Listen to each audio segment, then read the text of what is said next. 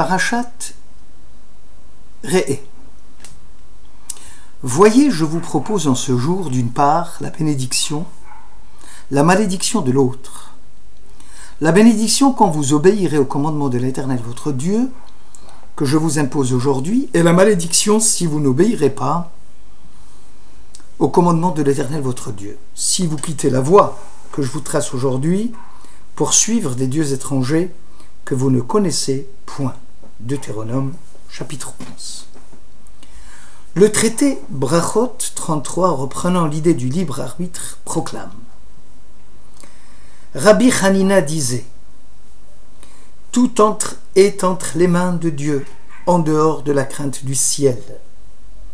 Ce à quoi le traité Shabbat 104 réplique: l'initiative est entre les mains de l'homme.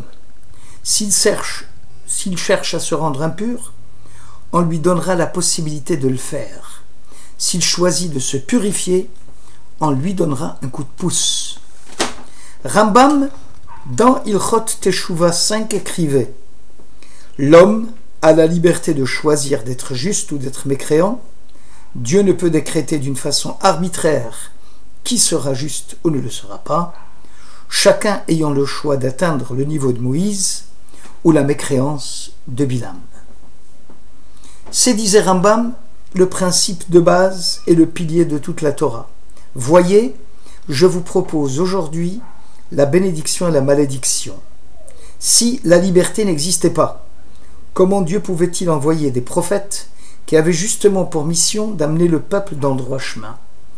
Rambam développe sa réflexion dans les Shmona Prakim et montre que les prédispositions naturelles de l'individu, son environnement, son conditionnement psychologique, physiologique, ne sont pas déterminants.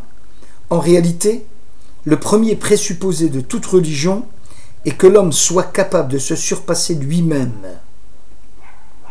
L'histoire du monde, disait Hegel, n'est rien d'autre que le progrès de la conscience de la liberté. La capacité de se surpasser constitue l'essence même de la liberté. Or, notre propre volonté est-elle toujours indépendante des circonstances extérieures et de notre propre caractère? Donc le choix précis de telle ou telle décision en un moment déterminé est-il vraiment un acte impartial de la pensée indépendante?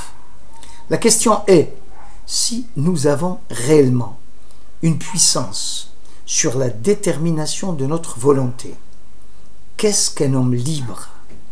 Étant donné que ma propre volonté est déterminée par des forces qui échappent à son contrôle, je ne suis donc apparemment pas libre. Pour les tenants de cette thèse, la liberté humaine est une illusion, car tous les faits de l'histoire humaine, qu'on le veuille ou non, sont conditionnés. L'homme est assujetti à son milieu, à la société, à son tempérament, à ses besoins, à ses désirs égoïstes. Or, un homme libre, être libre, signifie transcender la nature, la société, le tempérament, les besoins, les désirs. Qui donc est libre? Celui qui n'est pas entraîné par le courant de la nécessité, ni assujetti aux circonstances.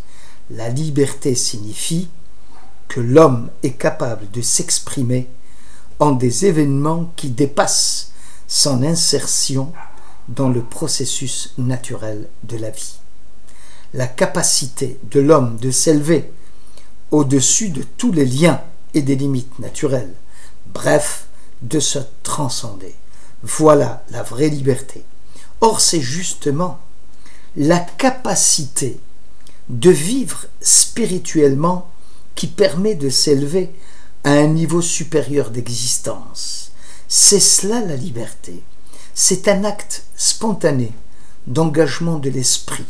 C'est un événement spirituel. Le monde a été créé à un moment déterminé du temps. C'est selon Maïmonide l'idée que l'univers provient aussi d'une liberté. L'homme est libre d'agir en liberté ou de forfaire à sa propre liberté. En choisissant le mal, il abandonne son attachement à l'esprit et renonce à l'occasion de donner cours à sa liberté. Nous sommes libres de choisir le bien ou le mal. Le Luzzatto. Pour lui, la liberté est la capacité d'acquérir la shlemut, la perfection, celle de se surpasser. Or, l'homme, dit le Ramchal, oscille entre deux pôles contradictoires, son corps matériel et son âme immatérielle. Le résultat de ce dur combat entre les deux extrêmes est un acte de liberté. Dans le chemin de la perfectibilité, comme dans celui de la dérive, il n'y a aucune entrave. L'accès est direct dans l'une ou l'autre des directions. Le Baal Hatanya, Rabbeinu Zalman de Ladi, pour lui, la liberté de l'homme moyen, qu'on appelle le Benoni, se limitait à l'idée de s'éloigner du mal. Sur Mera, l'homme est capable de dire non à ses désirs naturels et égoïstes en mettant en avant sa volonté de ne pas rester à l'écart du Dieu d'Israël. Par opposition, la liberté de l'homme juste, tzaddik, selon le Tanya, est celle d'accéder à faire le bien va assez tov. Le mal devient objet de rejet, de dégoût, à partir du moment où l'amour de Dieu et la fidélité à sa parole vont grandissant dans le cœur du tzaddik. La délectation en Dieu ne permet plus de s'en séparer. C'est ce que le Baal Hatanya appelle Ahava Bata Anugim, l'amour avec ses délices. Pour le Tanya, la liberté n'existe que dans le domaine de l'action, où l'un choisit d'être un Benoni et l'autre d'être un tzaddik. Il en coûte cher aux Juifs de vivre. Il doit se trouver, le Juif, sur un niveau supérieur pour pouvoir être libre, dans un monde qui n'est ni propice, ni favorable à sa survie. Ce qui est vrai au niveau de l'individu, l'est-il toujours au niveau du collectif? Écoutons le Rav Kook dans Orot Ateria. Il soutient que la nation juive ne peut en aucune façon, même si c'est là l'expression de sa volonté et de sa liberté, de se couper de la source divine, de la vie en Dieu.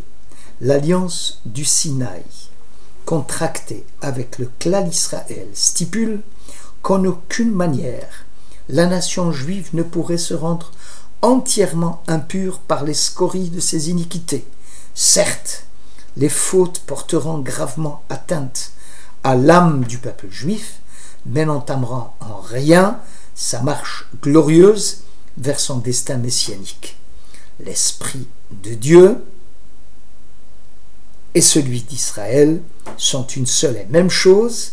La liberté concernant la nation serait de dévoiler la lumière divine enfouie dans chacun des membres de cette nation. Le rabbin Damiel explique que notre origine n'est pas fortuite. Première fut la vision de Dieu sur Israël. Ensuite seulement, nous avons vu le jour. Nous correspondons, nous, en tant que nation juive, à une intention de Dieu. Nous avons été formés en vue d'une fin. Israël est un ordre spirituel, dans lequel l'ordre naturel et le sacré entrent ensemble en alliance éternelle.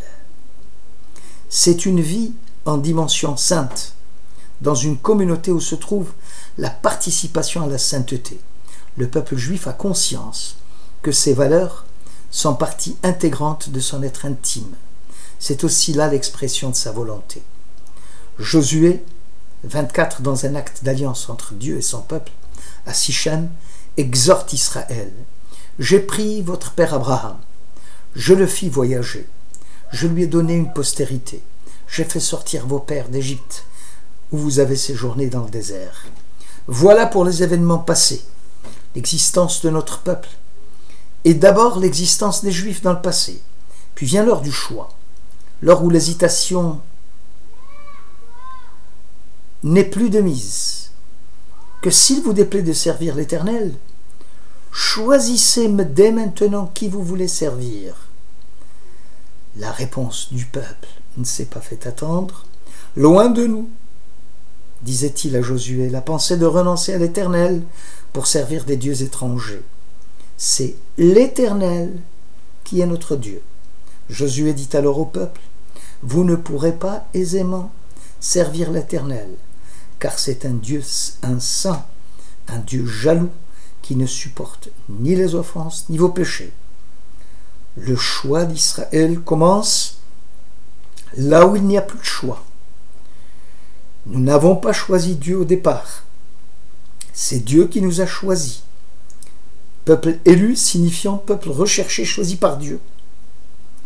Le peuple répondit alors, non, nous voulons servir l'Éternel notre Dieu.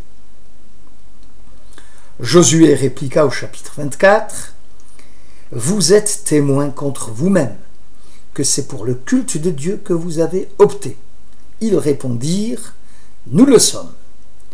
L'existence du peuple d'Israël devient alors un symbole sans égal, à l'aspiration, pour vivre pour une raison plus élevée que nous-mêmes, en étant ce que nous sommes, c'est-à-dire des Juifs, nous signifions davantage pour l'humanité que par n'importe quelle autre contribution que nous pourrions amener aux nations du monde. Merci de votre écoute.